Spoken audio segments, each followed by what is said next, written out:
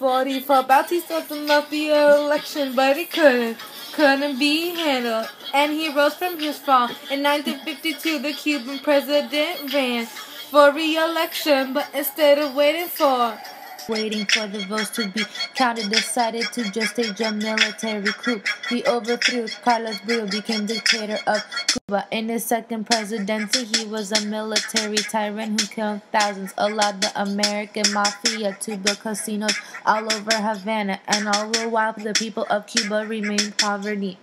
Then came Fidel. He came from a wealthy family and even gained his law degree. On July 26, 1953, Castro and rebels attacked the Moncada barracks, hoping to cause an uprising. Although it felt insignificant, the beginning of the Cuban Revolution against Batista and by Castro, the spotlight, it felt horribly. Half the rebels got killed and Fidel got captured. His speech in trial stating, "History will absolve me." Castro fled to Mexico to rebuild and reorganize. In Mexico, where he met Che, and they formed July 26 movement.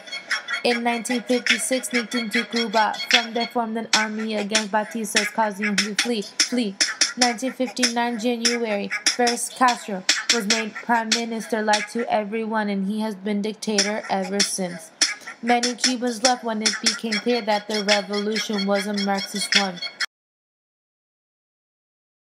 Right after the Cuban Revolution of 1959, U.S. maintained an embargo, which makes it a crime for any U.S. court to do work with Cuba.